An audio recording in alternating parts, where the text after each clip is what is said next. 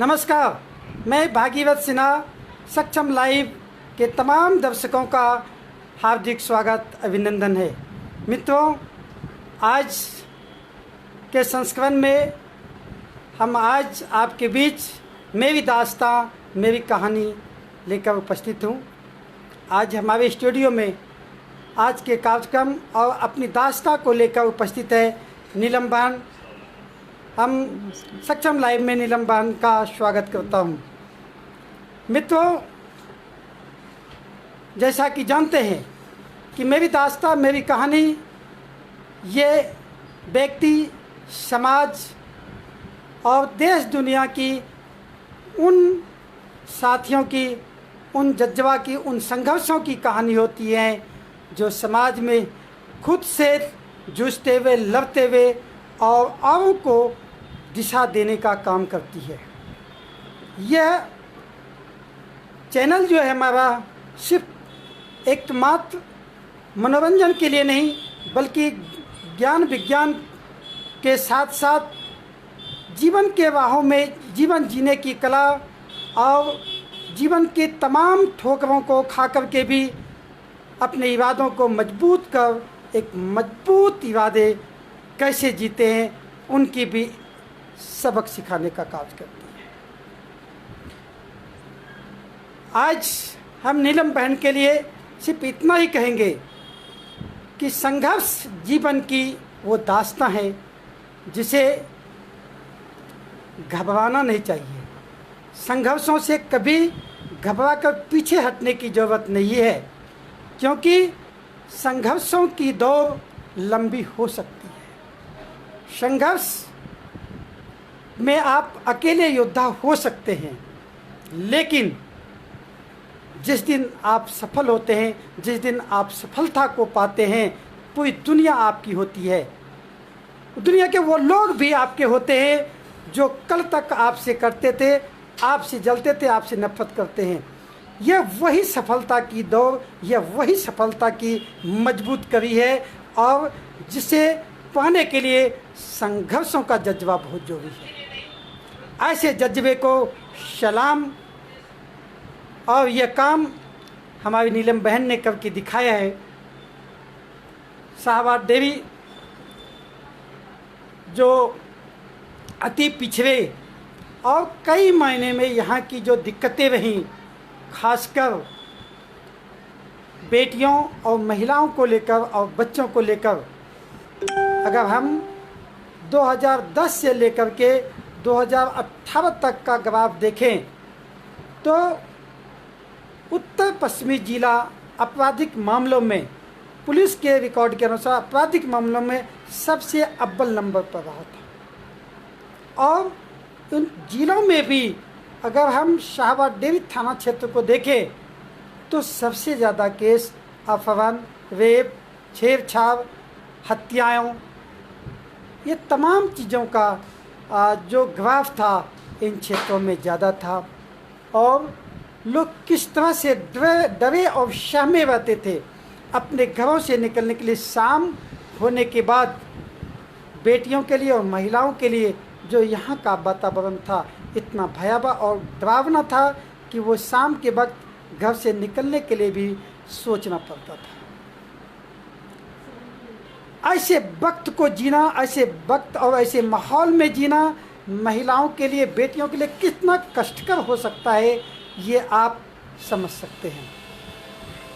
ये उन समाज और उस वर्गों के लिए भी एक बहुत बड़ी चुनौती है जो अपने आप में शब्द और अपने आप में होशियार कहलाने के योग्य अपने आप को समझते हैं कि ये दिल्ली एक छोटी जगह नहीं है, ये महानगर है, राजधानी है, राष्ट्रीय राजधानी है। और ऐसी राजधानी जैसे जगहों पर भी एक ऐसा क्षेत्र जहां अपराध का ग्राफ इतना बढ़ते जाए, लेकिन सुनवाई के नाम पर कुछ भी नहीं। यहाँ तक कि प्रशासन वर्ग भी लोगों को बरगलाने और झूठी केस में फंसाने का डर दिखाकर, धमकी देकर उन केसों को दबाने का कार्य करते रहे हैं, न कि उन्हें न्याय दिलाने का काम किया है। ऐसे प्रशासन के लिए हमें मुंहतोड़ जवाब देने की ज़रूरत है, कभी टक्कर लेने की ज़रूरत है, और साथ ही साथ उन पहलुओं पर पूरी निगरानी के साथ जांच पड़ताल करते हुए जो असली लड़ाई का दशा दिशा था, उन तमाम रास्तों को प्रशस्त कर अपनी बातों को प्रखरता से रखते हुए उस लड़ाई को जीतना और उस लड़ाई में अपने आप को खड़ा रखना, अपने अस्तित्व को खड़ा रखना और अपने घर परिवार को संभालना, ये अपने आप में बहुत बड़ी चुनौती है। और ऐसे जज्बात और ऐसे चुनौती भरी कार्यों को पूरा की है हमारी नीलम बहन ने। तो आज हम बात करते हैं नीलम बहन से कि इन्होंने अपने जीवन की किन किन ठोकरों को पार कर अपना एक मजबूत रास्ता बनाया, और जिससे सुनकर आज हमारे सहाबा डेयरी के लोग भी गौरवान्वित होते हैं, गर्व से सीना फूल जाता है। तो आइए हम बात करते हैं, बातों का सिलसिला शुरू करते हैं नीलम बहन से। नमस्कार। तो नीलम बहन, आप बताइए आपके घर परिवार में कौन कौन लोग हैं? मायके में तो भाई है, पापा नहीं है जी, मम्मी है, और हम 3 बहनें हैं। बहुत अच्छा। और सबसे मैंने कि बड़ी में से बहन में मैं हूँ, और हाँ। एक भाई है जो कि हमारे भाई बहुत पीते, बड़ा वाला बहुत पियक्कर है। अच्छा। बहुत ज़्यादा, उससे बहुत ज़्यादा पियक्कर है, उससे कोई मतलब उतना ही नहीं है। छोटा है तो मिस्त्री का, राजमिस्त्री का काम करता, अपना मम्मी को संभालते हैं। बीवी थी उनकी ख़त्म हो गई, और भतीजी हैं, तो भतीजी को मैंने अभी नवंबर में शादी करी हूँ। हाँ हाँ। मैंने आपके ससुराल परिवार में? ससुराल में ससुर थे, ससुर 2008 में ख़त्म हो गए हैं। सास है, 4 देवरानी जेठानी हैं, हम पति हैं, 2 लड़की 2 लड़का है, बच्चे मेरे, और यही। अच्छा। और क्या क्या काम करते हैं आपके पतिदेव? मजदूरी करते, पेंटर का काम करते पेंटर का काम करते हाँ जी। हैं। अच्छा। आप क्या काम करते हैं?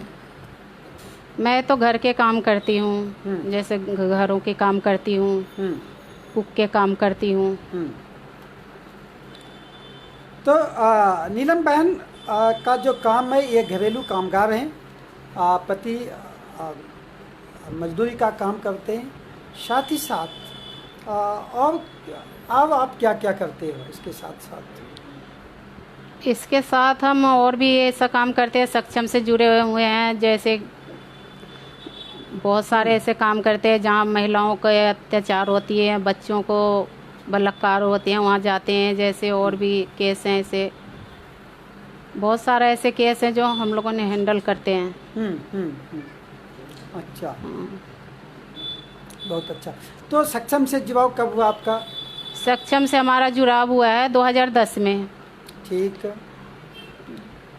क्या क्या आपको मौका लगा यहाँ जुड़ करके सीखने के लिए?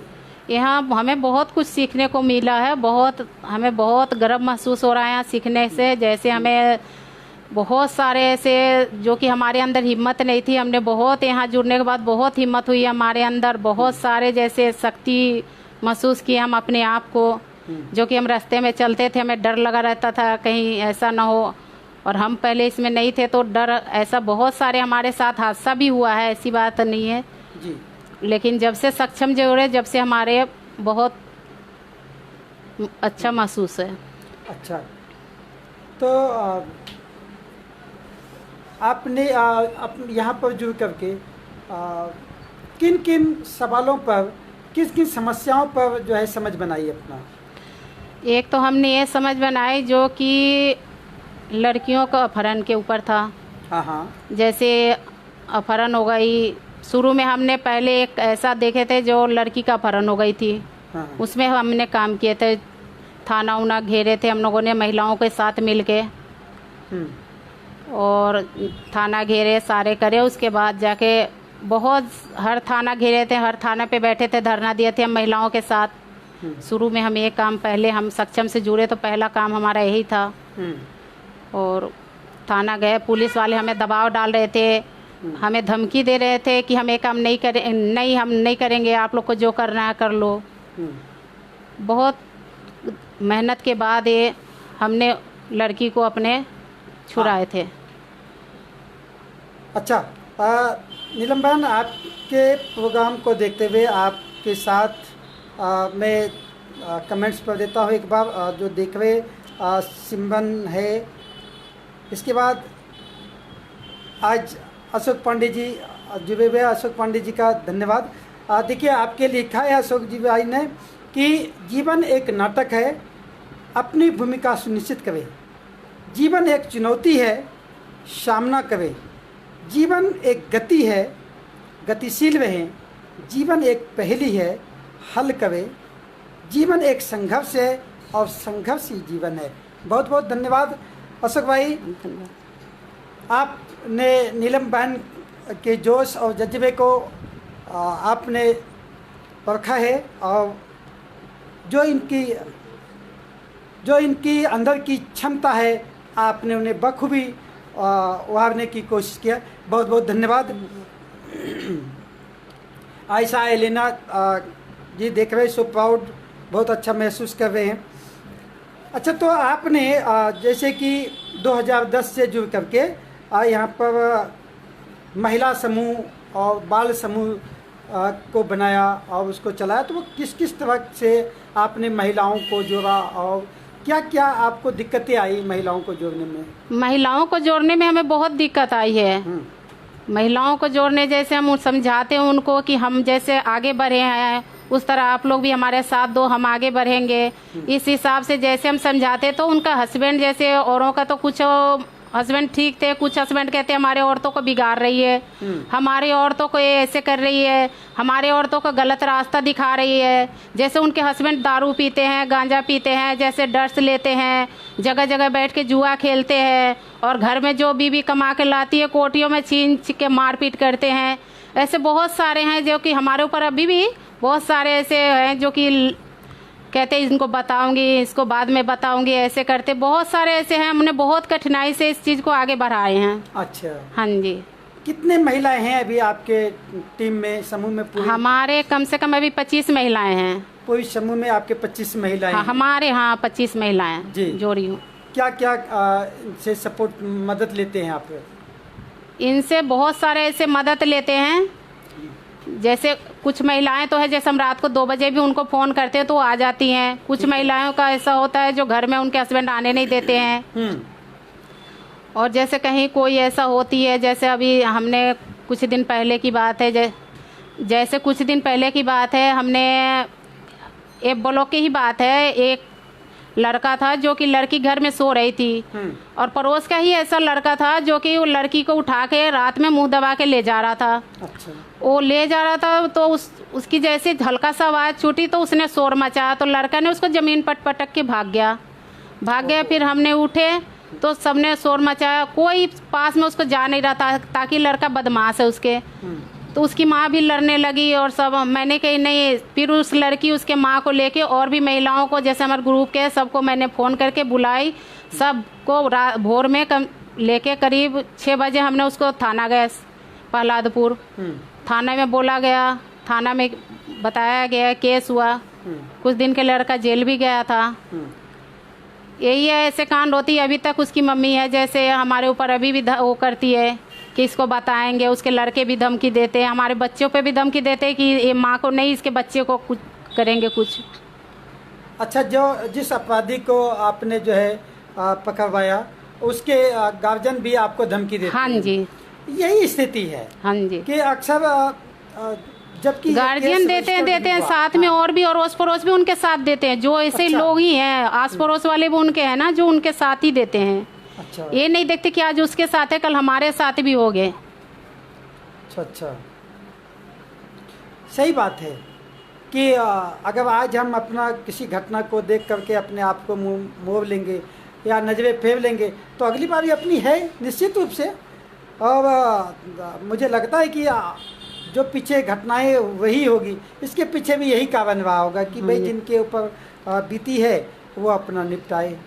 तो बारी बारी से जो है सबकी बारी एक एक बार आती ही है।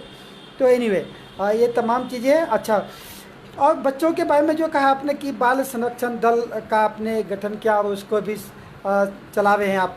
हाँ जी। उसके पीछे क्या आपका चलाने का क्या एक सोच रहा है? मैं सोच ये रहा है, मैं ये चाहती हूँ कि बच्चे जैसे कि स्कूल नहीं जाते हैं, बच्चे इधर उधर घूमते थे, जैसे बहुत सारे बच्चे हैं ताश खेलते हैं, जुए खेलते हैं, और बच्चे जैसे कुछ बच्चे हमारे ही पास की है जो कि मम्मी पापा काम पे चले जाते हैं और अपने आप जैसे सावा डेयरी के अंदर बाज़ार में भीख मांगते हैं, गूंगा बन जाते हैं। इन बच्चों को हमने समझा के बड़ी मुश्किल से एक वहाँ भेजा गया पढ़ने के लिए, जो संस्था है ये कौन सी, उसमें हमने बुला के उन लोगों को फ़ोन करके भेजे हैं। तो कुछ बच्चे तो गए हैं, कुछ बच्चे छूट के आ भी गए हैं यहाँ। अच्छा, ऐसे उनके मम्मी पापा, फिर उनके मम्मी पापा को भी समझाया गया। कुछ मम्मी पापा तो समझ जाते हैं, कुछ मम्मी पापा कहते हैं हमारे बच्चे को गलत रास्ता दिखाए, गलत जगह भेज दिए हमारे बच्चे को। अच्छा। तो वैसे अगर हम बात करें जनरली आज के माहौल में सावा डेयरी और आसपास के इलाकों में हमारे बच्चियों को, बेटियों के लिए या छोटे बच्चों के लिए या महिलाओं के लिए किस किस तरह का दिक्कतें हैं यहाँ पर? यहाँ पर ही तो ऐसे बहुत सारे दिक्कतें हैं। और अभी हाँ, जैसे अभी बहुत सारे दिखते, हम क्या बताएं, जैसे यहाँ अभी शौचालय हैं। हाँ। शौचालय के ऊपर भी हम बात कर रहे हैं। जैसे शौचालय है, शौचालय में हमेशा जैसे रात हो दिन हो हमेशा लड़कों घुसे रहते हैं और लड़कियां जाते हैं उनको छेड़छाड़ करते। इस बारे में भी मैंने कई बार इस चीज़ को चर्चा चलाई हूँ, बोली हूँ। इस पे भी मेरे पीछे बहुत सारे लड़के ऐसे हो गए कि तुम कौन होती हो बोलने वाली। और जैसे लड़की के माँ बाप भी हैं वो भी बोले, उनके ऊपर भी बहुत सारे ऐसे कई लड़के उनके मारपीट भी किया गया है। थाना में भी हमने इस चीज़ का कंप्लेन दिए थे कई बार। अच्छा। हाँ, थाने वाले आए भी थे। ऐसी है, आते हैं घूम के चले जाते हैं, उस समय कोई नहीं रहता शौचालय में। तो इसके ऊपर भी हमने बहुत सारे ऐसे किए हैं। अच्छा। और है जैसे कि कई बच्चे ऐसे हैं जैसे कि बाहर भटक गए थे, कई बच्चे भटक गए थे। उस बच्चे को हमने पूछ के पहुँचाए। एक रेलवे स्टेशन में बच्चा चले गया था, वहाँ से उनके मम्मी पापा को पहुँचाए। सावा डेयरी का ही बच्चा है। अच्छा। उसको भी हम रेलवे स्टेशन से 2 बच्चे को लेके आए थे, 3 दिन के बाद ला के उनके मम्मी पापा के हवाले किए थे। एक बच्चा था, उसको 11 बजे रात को हमने उसकी मम्मी पापा के हवाले, वो भी भटक गया था। ऐसे हमने बहुत सारे ऐसे काम जैसे इस सब में हम करते हैं। अच्छा, अब तक आपने अपहरण के कितने केस को सॉल्व किया है? अपहरण के केस हमने ऐसे तो बहुत सारे, लेकिन 4 केस हमने ऐसे मजबूती वाले 4 केस हमने ऐसे मजबूती वाले करे हैं। जैसे हाँ, किस तरह का था वो? क्या? एक तो यही है, जो लड़की सावा डेयरी से गायब हो गई थी और उस 8 दिन हो गया था, उसकी मम्मी थाना में कंप्लेन कर रखी थी, थाना वाले सुन नहीं रहे थे। उसके बाद सक्षम में आए, उसकी मम्मी हमसे सक्षम में आए, फिर सक्षम से बात की। फिर हम लोगों ने महिलाओं को लेके रात को घेरे। हाँ। बादली थाना गए, ऐसे सब थाना गए, कई थाना हम लोगों ने घेरे। उसके बाद पूरी रात हमने थाना में वो किए, पूरी रात थाना हम लोग बैठे रहे, पुलिस से कांटेक्ट करते रहे, एसपी डीएसपी सारे से बात हुई। हाँ। सारे से बात हुई सब। फिर पूरी रात हमने थाना बिताए, पूरी रात हमने थाना में रहे। अच्छा। जब जाके थाने में डीएसपी हरकत में आए, उसके बाद क्राइम ब्रांच वाले आए, उन्होंने फिर लड़की का पता लगाए, फिर लड़की को खोज के उनके हवाले किए, मम्मी पापा के। उनके अच्छा। पापा नहीं थे, लड़की की मम्मी थी, तो उनके मम्मी के हवाले किए। 1 दिन के अंदर हमने लड़की को निकाले ढूंढ के। कौन सा थाना में आता था ये केस? ये केस शाहबाद डेयरी के थाना में आता था। शाहबाद डेयरी के थाना से ही था। अच्छा। लड़की गायब हुई थी वहाँ बादली से। अच्छा। सेक्टर 18 वाला थाना से। सेक्टर 18 के थाना से। अच्छा। और दूसरी केस इस तरह के कौन सा था? यही जो जैसे अभी बताई हूँ कि लड़की का जैसे मुंह दबा के ले जा रहा था, हमारे पास के ही पड़ोस में लड़के थे, उसके जैसे लड़की सो रही थी, उसको 10 साल की लड़की, 9 साल या 10 साल की होगी, लड़का 26-27 साल का था। रात के 2 बजे लड़की के आया, उठा के उसके मरैया है टूटी हुई, तो ऐसे दरवाज़ा लगा रखा था हल्का सा, उसको दरवाज़ा को हल्का सा उठा दिया और लड़की को मुंह दबा के, तो शुक्र लड़की का कैसे भगवान मुंह खुल गई, वो लड़की चिल्लाई, फिर वो लड़की को नीचे पटक के और भाग गया। लड़की ने पहचान लिया कि ये था। हमने उसके 5 बजे भोर में उसके उठे, सारे बात उठ किए, रात में हमने उठ गए थे, लेकिन ऐसे कोई नहीं उठता है। फिर हमने महिलाओं को बुलाया, महिलाओं ने आई, सबको सारे आए, फिर लेके लड़की को थाना गए, मेडिकल करवाए, सब चीज़ करवाए, फिर थाना वाले, लड़का गए, पुलिस वाले ले गए थे लड़के को जेल में, अब छूट के आया है। अच्छा, फिर से मैं एक बार कमेंट्स को ले लेता हूँ। ये सिमरन है, देख रही है, पिंकी सिंह है, आयशा एलिना है, और अविनाश सिंह जी हमारे आदर्श नगर क्षेत्र से। अविनाश भाई हमारे प्रोग्राम को देख रहे हैं। अविनाश भाई, आपका बहुत बहुत धन्यवाद। आप हमारे प्रोग्राम और हमें अपने मार्गदर्शन और हमें सुझाव दे रहे हैं, और हमें आपसे पूरी आशा है कि आप हमारे उत्साहवर्धन करेंगे। साथ ही साथ आपका सुझाव हमें जो है आगे बढ़ने के लिए और इस तरह की तमाम सामाजिक लड़ाइयाँ और बुराइयों को से जूझने के लिए आप से प्रेरणा मिलेगा, हिम्मत मिलेगा, चूँकि आप बहुत अच्छे संगठनकर्ता और सामाजिक कार्यकर्ता रहे हैं। अपने क्षेत्र में आपने बहुत बड़ी एक काम किया है, जो समाज में एक मिसाल है आपका। सैल्यूट है अविनाश भाई आपका। तो नीलम बहन, आपने जैसे बताया कि एक केस आपने जो बहुत आपको दिल को छू लेने वाले, या आपको सबसे ज़्यादा संवेदनशील, जो आपको रोने पर मजबूर कर दिया था, वो केस में ऐसा क्या था जो आपने, वो बच्चों वाला जो आपने बताया कि बहुत छोटा एक नवजात शिशु का केस जो आपने सॉल्व किया, वो क्या था, किस तरह का केस था, आपको क्या ऐसा लगा उस केस में? हाँ जी, ये 2019 की है, 1 नवंबर की बात है ये जी। ये सावा डेरी ए ब्लॉक की बात है। ये किसी ने करीब 2-2:30 बजे बच्चे हुआ होगा, उसको जिंदा बच्चे को किसी माता ने, जिसने भी किया हो उसने क्या किया, उस बच्चे को नार ऐसे लगा हुआ था और बच्चे के गले में धागा बांध दिया था लाल रंग के, और जिंदा बच्चे को इन्होंने जाके कूड़ेदान में फेंकाया। प्लास्टिक, काले रंग के प्लास्टिक होता, उसके अंदर दबा दिया। वो बच्चे तो मर गया। उसके बाद अब शायद जिंदा भी रहा होगा, हमने तो देखे नहीं जी। उसके बाद क्या हुआ कि उसको शुगर सब कुत्ते ने नोच लिया। एक हाथ और ये चेहरा जो था ना वो बच गया था, बाकी उसके पूरे खा गए थे सारे। इसके बाद हमने जब सारे सुबह हुआ, सब किसी ने गया शौचालय देखा तो बच्चे था, तो नार यहाँ से लगा ही हुआ था, काफी दूर तक वो नार लगा ही हुआ था उसके। हाँ। सबने कहा गुड्डा है गुड्डा, फिर मैं गई देखने, मैं कही नहीं ये गुड्डा नहीं है, बच्चा है जिंदा, मतलब इंसान की बच्चा है, गुड्डा नहीं है। जब मैंने उसको ऐसे लक्कड़ से करके देखी तो बच्चा ही था। अच्छा। फिर मैंने सबको बुलाई, आस पड़ोस वाले और महिलाओं को भी बुलाया हमने। फिर मैंने थाना में फ़ोन करे। इस पर भी हमारे साथ बहुत से ऐसे लड़के थे, बहुत से ऐसे आदमी थे जो कि तुम्हारे मतलब क्या है, हम इस बच्चे को दबा देते, हम इस बच्चे को मट्टी के नीचे कर देते, हम कहीं ऐसा होने नहीं देंगे हम। उस दिन हमारा छठ व्रत था, मैंने बरती थी, 2 दिन के भूखे थे हम। उस दिन पहला छठ के व्रत थी। मैंने कही मैं ऐसा होने नहीं दूंगी, मैंने घर के सारा काम छोड़ के वहाँ पर ही खड़े रही। मैंने कि मैं ऐसा होने दूंगी, तो उस सब ने बोल रहे क्यों नहीं ऐसा होने देगी, हम इस बच्चे को क्या करेंगे, इसमें कुछ है ही नहीं है। मैं कुछ हो या ना हो, जब तक थाना पुलिस ना आए, जब तक चाइल्ड वाले नहीं आएंगे, हम इसको नहीं ये हमारा खिलाफ है। इस पे भी हमें मारपीट करने का, बहुत सारे ऐसे लड़कों भी थे, बहुत सारे आदमी भी थे, औरतें भी थी, इसमें औरतें भी थी जो कि हमसे लड़ने लगी थी बहुत। फिर भी मैंने इस चीज़ को हार नहीं मानी। मैंने करीब 2 बजे तक वहाँ बैठे, चाइल्ड वाले आए बच्चे का, फिर आए पुलिस वाले, उसको उठा के फिर ले गए कपड़े में लपेट के।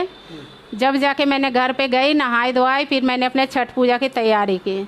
इस बात पे भी अब तक मुझसे लोग खपा है कि इस चीज़ को इन्होंने क्यों उठाया। अब तक इस बात पे मेरे पे अभी भी दुश्मनी है बहुत सारे। और हमें तो हर जगह पे दुश्मनी, हर जगह पे ऐसे लोग अभी करे हुए हैं जैसे कहाँ इनको दबाव मिले कि कहाँ इनको दबोचूं, पर मैं हिम्मत नहीं हार रही हूँ अभी, है ना।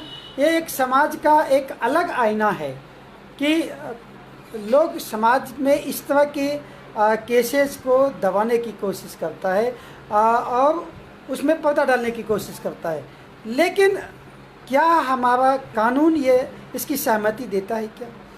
क्या हमें अपने समाज में इस तरह के जघन्य अपराध हो रहे अपराधों पर हमें अंकुश लगाने के लिए आवाज़ नहीं उठाना चाहिए? क्या निश्चित रूप से हजारों में से एक लोग ही इस जिम्मेदारी को संभालता है और जो जिम्मेदारी लेता है अपने कंधों पर, जो आगे बढ़कर के इस जिम्मेदारी पर बात करता है, निश्चित तौर पर उन्हें कष्ट झेलना पड़ता है। उन अपराधियों का, समाज के उन रहनुमे और उन ठेकेदारों का जो जाति और धर्म और न जाने किस किस तरह के अपनी राजनीति की रोटी सेकते हैं। इस तरह के समाज में जब काम होता है तो उसे अंकुश लगाने के लिए आवाज़ बुलंद करने की ज़रूरत है, एक संगठनात्मक ढांचा तैयार करने की ज़रूरत है, तभी इस तरह के केसों पर अंकुश लगा सकता है। नीलम बहन ने जो केस की आपकी स्थिति बताया आपको कि वो नवजात शिशु था, उसका नाल से लगा हुआ था और जो फेंक दिया था उस तरह के जिंदा बच्चा को फेंक दिया था। स्थिति जो भी होगा आपने सुना कि जानवरों ने उसको नोच करके पूरी तरह से खा लिया था, लेकिन एक इंसानियत के नाते नीलम बहन ने जो किया उस पूरी अधिकता के साथ 2 दिन के छठ पूजा के व्रत के उपवास के बावजूद भी ये हिली नहीं और वहाँ पर डटी रही और जब तक कि पुलिस प्रशासन नहीं आई और उस बच्चे का जब तक शिनाख्त न हुआ या पुलिस ने उनको अपने कस्टडी में नहीं लिया तब तक ये डटी हुई। यही हमारी नीलम बहन की जोश और जज्बा है और इनकी एक बुलंद आवाज़ है कि ये जहाँ डट जाती हैं, जहाँ अब जाती हैं, अपने मुद्दों पर ये पीछे नहीं हट सकती है। बहुत सारे अपहरण, रेप और छेड़छाड़ की घटनाओं को आए दिन जो बच्चों के साथ छेड़छाड़ की घटना तो है, अपने आस पास एक प्रहरी की भांति, एक सैनिक की भांति ये डटी रहती हैं और एक एक पल पल की खबरें जो है संस्थाओं को और तमाम साथियों को, जो इनका 25 महिलाओं का समूह बनी हुई है, उन तमाम महिला कैडर को पता होता है कि किस मोड़ पर किस तरह की लड़ाई लड़नी है या कौन सी रणनीति हमको अपनानी है। ये तमाम चीज़ें पर हम बातचीत करते हैं कि ये जो सीख मिला, ये जो सीखने का इनको तरीका रहा, ये किस तरह से और कौन कौन लोग इनको ये कला सिखाया, इस पर भी हम नीलम बहन से बात करेंगे। तो नीलम बहन, ये जो आपने इस तरह की लड़ाइयाँ और जो हिम्मत आई आपके अंदर, ये इसका किसका देन कहेंगे? किसके कारण आपको ये चीज़ें, ये आपको हिम्मत मिला? ये सक्षम के थ्रू हमें हिम्मत मिला है। हाँ, सक्षम के जो सक्षम हैं उनके थ्रू हमें, महिलाओं के थ्रू हमें हिम्मत इस चीज़ को मिला है। ये पहला, ये जो पहले इसमें आए हैं, हम एक ऐसा कांड बता रही हूँ आपको। हाँ। जो एक मैं आ रही थी काम करके, करीब 12 बजे दिन था, उस समय सन्नाटा थी, कोई भी नहीं था, तब इधर कोई उतने लोग नहीं रहते थे और हम और एक लड़की आ रही थी, करीब 10, 12, 13 साल 14 साल की होगी लड़की, वो आगे थी और मैं पीछे पीछे थी, पैदल ही आ रहे थे। तब आ रहे थे, आते आते 25 के जो चौक है, इससे आगे इधर रोड पड़ती है सन्नाटा, प्रहलाद विहार वाला रोड पड़ती है। इस पे वैन से 2, 3, 4, 5 लड़के थे वैन में, मैंने इतना गौर नहीं करी, पीछे थी मैं, लड़की आगे थी।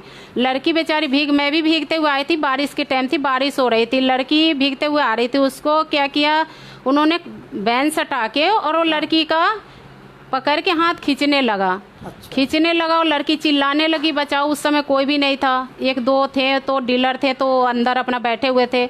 फिर मैंने वहाँ देखी उसको, मैंने कि ये लड़की क्यों चिल्लाई। मैं उससे दौड़ते हुए भागी, मैं गिर भी गई, मैं भागी तो लड़की चिल्लाने लगी, आंटी बचाओ, आंटी बचाओ। मैं देखी, फिर मैंने शोर मचाई, बहुत शोर मचाई। मैं लड़की का उसका दुपट्टा मेरे हाथ से उसके छूट गई, फिर भी लड़की खींचने लगे। जब उधर से उन्होंने निकले, जब मैंने फिर ज़बरदस्ती लड़की को पकड़ के खींची अपने तरफ, जब उन्होंने छोड़ के भागा, जब वो 2-3 डीलर निकले उधर, देखे कि अब ये लोग आ गए, जब भागे छोड़ के, जब से मैं इस चीज़ पे मैं बहुत ज़्यादा गौर करती हूँ, कहीं रास्ता में चलती हूँ जहाँ वैन ऊन है, जैसे मैं बहुत सावधानी से इस चीज़ को मैंने करके चलती हूँ। अच्छा नीलम बहन, आप जैसे राह चलते किसी से टक्कर ले लेना, है ना, हर जुर्म पर अपनी आवाज़ बुलंद करना, आपको क्या लगता है ये ऐसा क्यों आप करती हैं? क्या मिलता है आपको ये सब करके?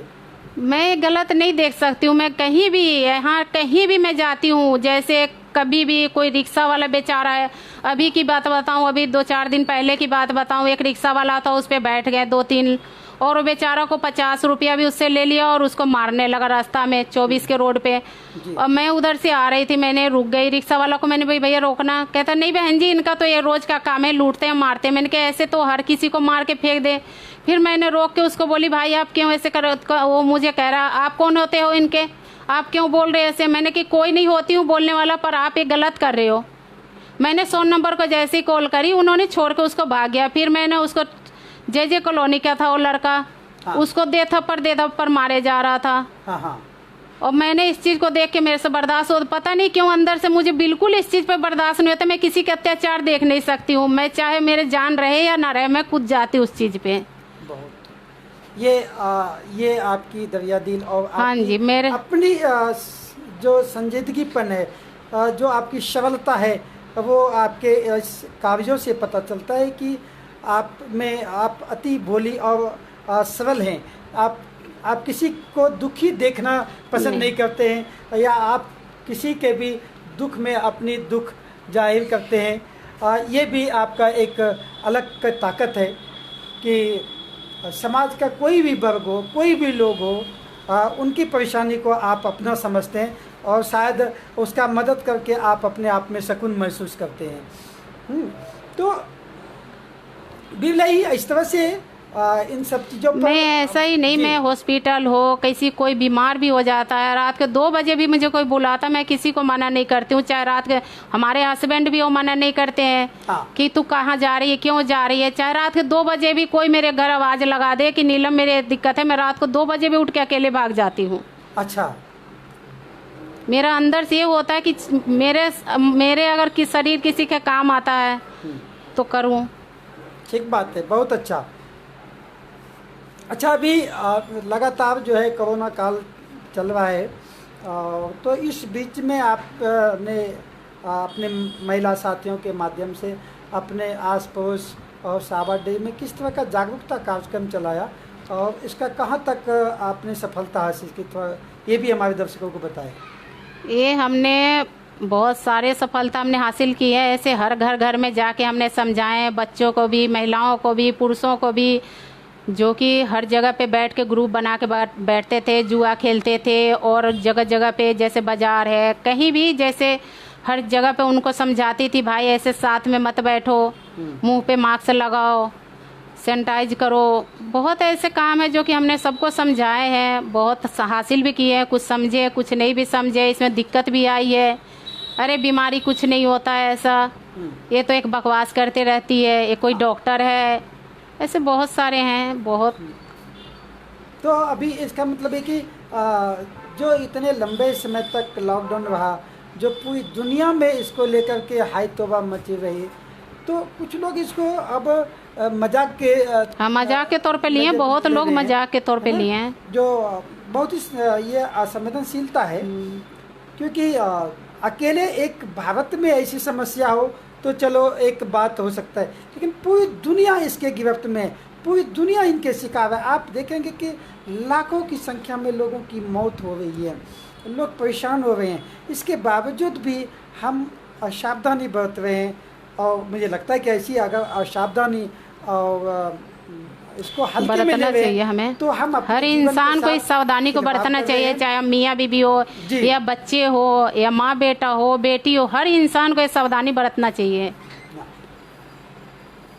क्योंकि कभी भी किसी भी लड़ाई, युद्ध, परीक्षा और दुश्मन, इन तीनों को कभी अपने से कमज़ोर नहीं समझना चाहिए। बीमारी भी, ये जो है, अगर आपने इनको कभी भी किसी सूरत पर कमज़ोर समझा तो ये उल्टा वार आपके ऊपर करता है। इसलिए अगर बीमारी है तो इनके लिए जो सावधानियाँ हैं, जो बरतना है, उसको जो भी है बरतना ही चाहिए। और हम अपने सभी लोगों से अपील करेंगे कि नीलम बहन ने जो बताया है कि भाई मास्क लगाना है, भीड़ भाड़ जगह पर जाने से परहेज करें, साथ साथ सैनिटाइजर रखे, बार बार अपने हाथ को साफ करें। ये तमाम सावधानियाँ हैं कुछ जिसका पालन हमें समय के साथ साथ करना चाहिए और एक दूसरे को बताना भी चाहिए। अच्छा, एक तो हम लोग ये बात करते हैं कि ये भाई सहजता और सरलता के साथ आप लोगों के साथ मदद कर रहे हैं। क्या आपके पर भी कभी इस तरह के कोई व्यक्तिगत हमला, परिवार पर हमला हुआ कि इस तरह के काम को करने वाले जिस तरह से के लोग आपके खिलाफ हैं, बहुत सारी बातें आपसे करते हैं, क्या कभी आपको इस तरह हाँ जी, हुआ है। दिक्कतों का सामना करना किस तरह से आपने हुआ है? ऐसे ही है, पड़ोस के ही है, उसकी थोड़ी सी लड़की की दिमागी हालत कम थी। हाँ। उसके घर में एक लड़के घुस गया था। उस समय हम घर पे थे नहीं, मैंने आई, मुझे पता चला ऐसा ऐसा बात है। जब हमने उनको समझाने की कोशिश करी तो उन्होंने हमारे ऊपर ही हमला कर दिया, यहाँ तक कि हमारे हस्बैंड को भी मारा उन्होंने कि तुमने इस चीज़ को करवाए हो, तुमने इस चीज़ को किए हो, तुमने इस अफवाह को फैलाए हो। बजाय थाने पुलिस करने के उन्होंने बजाय हमारे ऊपर ही हमला कर दिया।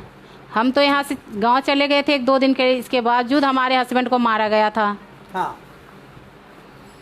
बहुत ऐसे कांड होते जो हमारे ऊपर बहुत हमला होता है, बार बार होती है। जब किसी को कोई बात समझाए या कहीं छेड़छाड़ होती है, रोक देते हैं, तो हमसे ज़्यादा हमारे बच्चों पे डर है। हमारे बच्चों को धमकी देते हैं कि अपनी मम्मी को समझा लो।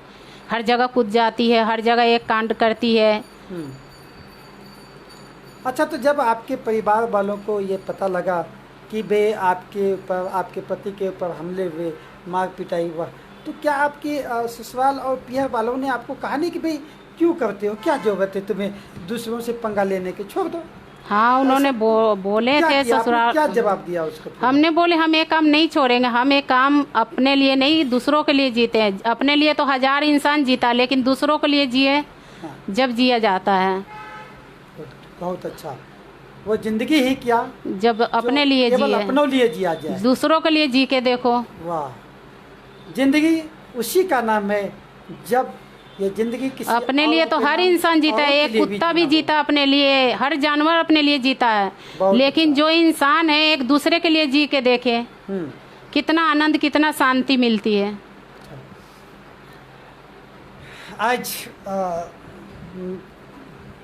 आज जितिया का त्यौहार है, खास करके हमारा उत्तर प्रदेश, बिहार और पश्चिम बंगाल की तमाम बहनें और माताएं अपने बच्चों के स्वास्थ्य और लंबी उम्र की कामना के लिए इस व्रत को करती हैं। आप सभी माता बहनों को आज की जितिया पर्व की बहुत बहुत हार्दिक शुभकामनाएं। आप अपनी खैरियत के साथ, आपने अपनी खैरियत की नहीं बल्कि ये खैरियत अपने समाज और अपने बच्चों के लिए की है, अपने बच्चों के लिए ये त्यौहार है। आप सभी बहनों को बहुत बहुत बधाई हो। तो नीलम बहन, जैसा कि आपने जो समाज में जो दंश को दिला है, जो सामाजिक दंश है, घरेलू हिंसा की, नशा को लेकर के छेड़छाड़, बलात्कार, मर्डर और किस किस तरह के आपके सामने समस्याएं आए जिसको लेकर के कि आपने अपनी आवाज़ बुलंद की, इसके अलावे और भी कोई समस्याएं आपके सामने कुछ नया उभर के आया जिसके लिए आपने अपनी एक आवाज़ अलग से बुलंद की? हाँ जी, ऐसे होती है, जैसे सास की है, बहुएं की लड़ाई है। जैसे अभी हमारे बगल में एक छत से कूद के एक लेडीज खत्म हो गई उसकी। हाँ। अब वो अपने आप ही गिर गई, उसकी सास हॉस्पिटल में थी, कोई भी नहीं था जी। ऐसा बहुत सारे कांड है, इसके ऊपर भी हम लोगों ने आवाज़ उठाए। अच्छा, तो ये तमाम चीज़ें, तो आपने एक बीड़ा उठाया है कि हम अपने जीवन के अंतिम सांस तक लड़ते ही रहेंगे और समाज के लिए लड़ेंगे। उन बहन बहनों के लिए, बेटियों के लिए लड़ेंगे, बच्चों के लिए लड़ेंगे और जीतेंगे। हाँ। अच्छा, एक तो मैं नीलम बहन ये बात करना चाहूँगी कि आपने सक्षम संस्था के जो डायरेक्टर हैं, अध्यक्ष जी हैं संतलाल भाई, तो संतलाल भाई के बारे में आप क्या क्या जानते हो? और मैंने ये भी जाना कि आप उनको हर साल राखी बांधते, भाई की तरह राखी बांधते हैं। तो ये आपने कब से शुरुआत की और कैसे मन में ये बात आई आपको? ये हमने मन में हम इसलिए आए, उनको राखी इसलिए बांधते हैं, एक तो हम अपने दिल से उनको अपना भाई मानते हैं, और इन्होंने महिलाओं को, लड़कियों को हर जगह सुरक्षा देते हैं, हर जगह सिखाया जाता है, हर जगह बहुत साथ देते हैं, हर चीज़ में कैसे करना है। जैसे कंप्यूटर बहुत अनपढ़ को पढ़ाएं, और अनपढ़ औरतों को पढ़ाएं, यहाँ से डिग्री भी हासिल किए हैं, सर्टिफिकेट मिला है। बहुत ऐसे लेडीज़ हैं जो अनपढ़ थी, कंप्यूटर भी करके यहाँ से निकली है जी। बहुत ऐसा सर ने काम किया, संतलाल सर ने। इससे लिए हम लोगों ने उनको भाई से भी ज़्यादा, भाई से तो है ही है, उनसे भी ज़्यादा हम लोगों ने उनको अपना भगवान के तौर पे मानते हैं। बहुत बड़ी बात है। देखिए, इंसान के रूप में एक भाई ऐसा है, एक रक्षाबंधन करने से भाई नहीं हो जाती। हाँ। हर इंसान है, रक्षाबंधन कोई भी किसी को बांध देता, लेकिन इसके पीछे का कारण हमने बहुत सोच समझ के इस चीज़ को आगे कदम रखे हैं। क्या कारण रहा है वो जरूर हमारे दर्शकों को बताए, क्योंकि ये जो आप पवित्र रक्षाबंधन की हम चर्चा कर रहे हैं, जो भाई का रस्म, भाई बहनों का जो ये रिश्तों की बात हम कर रहे हैं, इसके पीछे आपकी जो मंशा रही है जरूर बताइए। जैसे मैं अभी बताई आपको कि जैसे हमने हर जगह पे रक्षा करते हैं भाई, हमने इनको भाई, हर ग्रुप के महिलाओं ने हमने इनको भाई बनाए हैं। इस वजह से हर जगह हमारे साथ देते हैं। जैसे कहीं कोई बात हुआ, कहीं कोई हुआ, भाई ये बात करनी है, हाँ बहन ये चीज़ करो, हम साथ देंगे। तो इस वजह से हमने इनको अपने, कह तो रही मैं भाई से ज़्यादा अपने भगवान मानती हूँ इनको, क्योंकि हर समय हमारे रात के 2 बजे हो, 1:30 बजे हो, जब भी हम कॉल करते हैं, कॉल रिसीव करते हैं, हाँ बहन क्या बात है बताओ, हम तैयार हैं।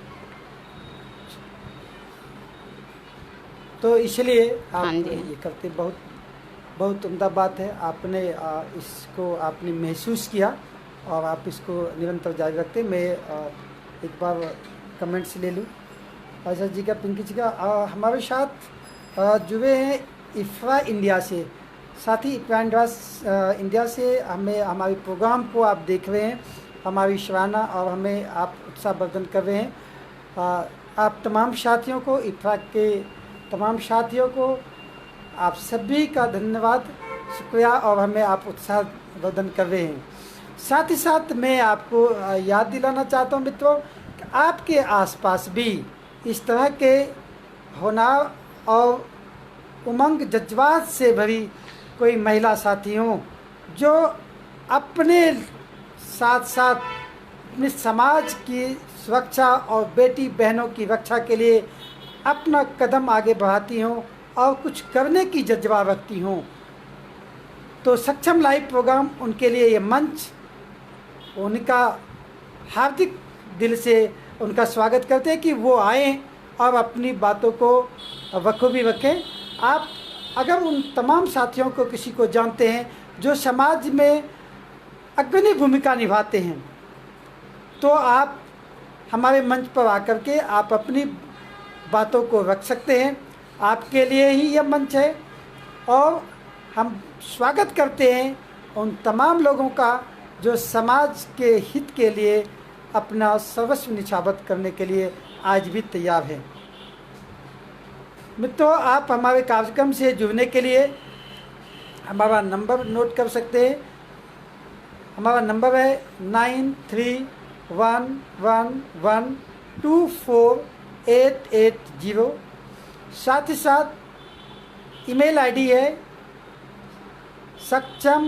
saksham.del1@gmail.com SAKSHAM saksham.del1@gmail.com यूट्यूब पर सब्सक्राइब करने के लिए और हमें देखने के लिए सक्षम लाइव टाइप करें और साथ ही साथ हमें सब्सक्राइब करें। इस तरह से आप हमारे प्रोग्राम के साथ निरंतर जुड़े हुए और हमारा उत्साहवर्धन करते हुए, चूँकि हम आपसे मुखातिब हैं, हम एक दूसरे के सामने तो हैं, वार्तालाप कर रहे, लेकिन हमारा आपका संवाद का एक माध्यम जो है वो आपका सुझाव है, वो आपका कमेंट्स है। आप हमें अपना महत्वपूर्ण कमेंट्स देते हुए, सुझाव देते हुए, ताकि हम अपने प्रोग्राम्स को और भी बेहतर से बेहतर बनाने का हम प्रयास करते रहे हैं।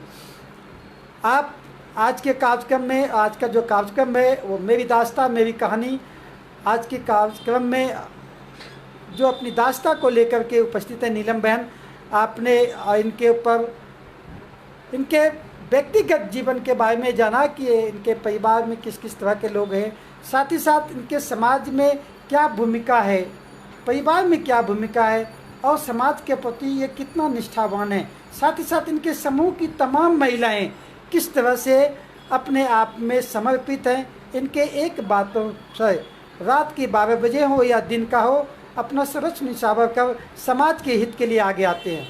इन्होंने अब तक अपहरण के, जैसा कि हमें आता है कि 24 केस को जो है इन्होंने सॉल्व कर चुकी हैं, लेकिन जो सबसे ज़्यादा इनके जो कष्ट हुआ, जो सबसे ज़्यादा इनको संघर्ष करना पड़ा, वो 4-6 केस हैं जिनके जो केस आपके बीच में रखी है इन्होंने। साथ ही साथ इन्होंने अपनी यात्रा के दौरान 2010 से लेकर के अब तक की 10 साल का जो एक सफ़र है सक्षम के साथ, वो किस तरह से बिताया और क्या क्या यहाँ पर इन्हें सीखने के लिए मिला। सिर्फ देखिए, ये सिर्फ यही स्टेप नहीं है कि ये सिर्फ सीख रही है, बल्कि इसका एक अगला स्टेप यह भी है कि ये अपने जैसा, अपनी हुनर अन्य महिलाओं को भी देकर अपने जैसा हुनरमंद बना रही है। ये हमारा सक्षम का अपना एक अपनी पहचान है, अपने आप का एक ढांचा है कि ये सिर्फ आउटपुट ही नहीं है, सिर्फ आउटपुट नहीं देती, बल्कि ये जो हमारा आउटकम है वो अपने आप में आउटकम दे रही है कि समाज में अपने साथ कुछ करने के साथ साथ हम समाज के अन्य साथियों को, अन्य लोगों को भी इसके लायक बनाते हैं और उन्हें आगे बढ़ाने में मदद करते हैं। ये तमाम काम जो है हमारी नीलम बहन कर रही है।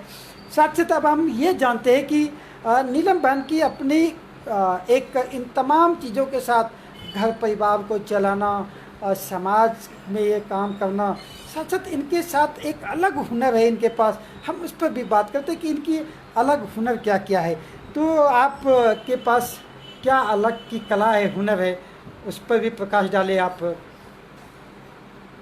जैसा कि आप बताते कि आप घरेलू काम कर रहे हैं, तो खाना बनाना, हाँ जी, और खाना क्या क्या आता है आपको? हर खाना बना लेती हूँ, कीस है, चिकन है, हाँ, मिठाई है, जरूर। जैसे छोले भटूरे हैं, इडली है, डोसा है, हर कुक के काम मैं कर लेती हूँ जी।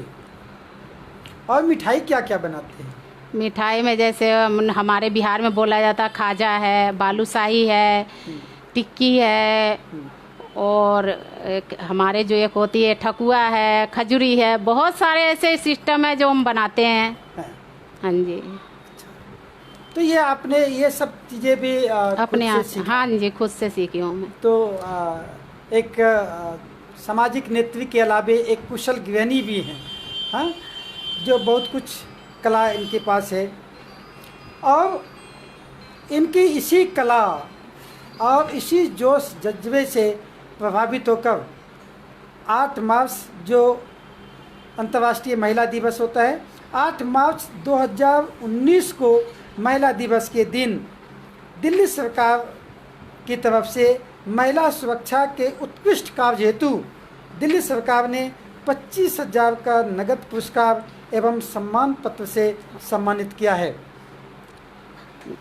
तो ये सम्मान नीलम बहन के उन हौसलों को मजबूत करने के लिए है, उनकी उन क्षमता और उनकी उन ताकत को सैल्यूट है जिसकी क्षमता से आज हमारा समाज और वो आपराधिक तत्व जो कल तक बेखौफ घूमते थे आज डरे सहमे से रहते हैं, और जो वो महिलाएं जो हमारी बच्चियां घर से बाहर निकलने में डरती थी वो आज खुलकर निकल रही हैं, निकल रही हैं, अपनी बात कर रही हैं, अपनी लड़ाई के लिए वो आगे आकर के लड़ रही हैं। साथ ही साथ जो आज का जो चुनौती है हमारे समाज की, अब क्या करना है, जो अभी तक का सफ़र रहा जो आपने वो किया, आगे का कुछ प्लानिंग आपका जो कुछ योजना बना है कि अब हमें किस तरह का कदम उठाना चाहिए आगे के लिए? आगे के लिए हम तो इससे भी ज़्यादा सोचते हैं, इससे भी ज़्यादा चाहते हैं कि औरतें को हम और ज़्यादा उत्साहित करें, अपने समझाएं उनको, ताकि घर से बाहर निकलें, अपना हौसला अपने आप बुलंद करें, कुछ सीखें। जो घर में महिलाएं कैद हों, जो महिलाएं घर में कैद हैं, जो बहू बेटियां भी घर में कुछ कैद हैं, जो लड़कियों को घर से बाहर नहीं निकलने दिया जाता है, मैं ये सबसे अनुरोध करती हूँ कि आप लोग खुलकर बाहर आइए, हमसे मिलिए और सक्षम से मिलिए, ताकि आप लोग का हौसला बुलंद हो और हम कुछ आगे की ओर कार्रवाई करें। बहुत अच्छा। तो ये अपील है नीलम बहन का कि आप खामोश न बैठे, किसी दिक्कतों पर, किसी भी समस्या पर आप खामोशी को तोड़ें, घर से बाहर निकलें, अपनी आवाज़ को बुलंद करें, अपनी लड़ाई के लिए, अपने हक और अधिकारों के लिए आवाज़ बुलंद करें, लड़ें और अपने संघर्षों को जारी रखें। तभी हमारे समाज से आगे बढ़ेगा और साथ ही साथ जो समाज में जो आपराधिक प्रवृत्ति के लोग हैं उस पर अंकुश लगेगा, वो उसमें बदलाव आएगा। अच्छा, आपको कभी इस तरह के लोगों को भी आपने उनको सुधारने की कोशिश की है कि जिसके बारे में आपको पता चले कि ये आपराधिक किस्म का लोग है, आपने उससे पंगा ले लिया, या बाद में उसको अपनी गलती का एहसास हुआ तो वो आपके पास फिर आया, नहीं। तो आपने उसको कैसे आपने ठीक किया? मैंने उनको समझाती हूँ, अभी समझाती हूँ और हमेशा से उन लोगों को, अपराधियों को समझाती हूँ। जैसे अभी रात में मैं जाती हूँ, रात में मायदी कभी बाहर बैठ जाती हूँ, ऐसे घूमते अपराधियों, बोलती हूँ बेटे ऐसे नहीं करो, बाबू ऐसे नहीं करो। अरे आपको क्या होता, आप यहाँ का प्रधानमंत्री हो, आप इस गली का प्रधानमंत्री हो, ऐसे हैं। कुछ कहते आप अपना देखो, हमारे मत देखो। बहुत ऐसे होते हैं, कुछ बच्चे समझदार, हाँ जी ठीक है, हम इस चीज़ को, बहुत बच्चे सुधर भी गए हैं, बहुत को सुधारे भी हैं हमने। बहुत ऐसे हैं बच्चे जो कि सुधर गए हैं, बहुत ऐसे हैं। वही बात मैं बार बार दोहरा रही हूँ कि बहुत ऐसे हैं जो अभी भी ऐसे लगे हुए हैं कि इनको यहाँ से भगाऊं, यहाँ से मारूं, इनको, इनके बच्चे को ऐसे करूं। हाँ।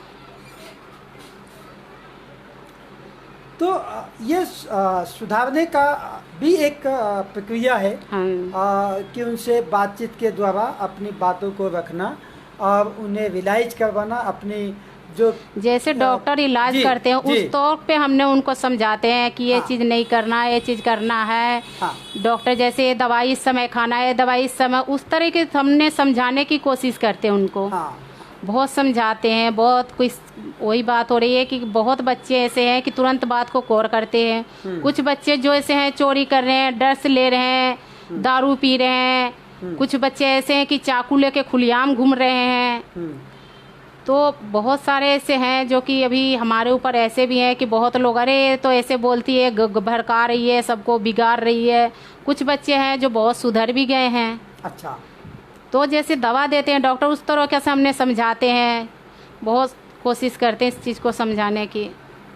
तो डॉक्टर जैसे दवा देते हैं, वो आप बातों की दवा उन्हें देते हैं समय समय पर। हाँ, उसको ये खुराक, ये दबाव जो है उनके मस्तिष्क को बदलने की कोशिश करते हैं, को बदलने की कोशिश करते हैं। चूँकि नीलम बहन बहुत ज़्यादा पढ़ी लिखी नहीं है, इनका अनुभव और अपने आसपास के वातावरण से सीखे गए कार्य सक्षम के साथ इनके जुड़ाव से जो इनका अनुभव रहा है, इस अनुभव के तौर पर आपने जैसा कि बखूबी अभी सुना कि जिस तरह से डॉक्टर का उदाहरण इन्होंने दिया, ये अपने समाज में भी ऐसे ही आज का डॉक्टर है, सामाजिक डॉक्टर है, एक सामाजिक वो सुधारक है जो अपने से उनको एक डॉक्टर के भांति एक परामर्श देकर, सलाह देकर उसके मन के विचारों को बदलने की कोशिश करते हैं।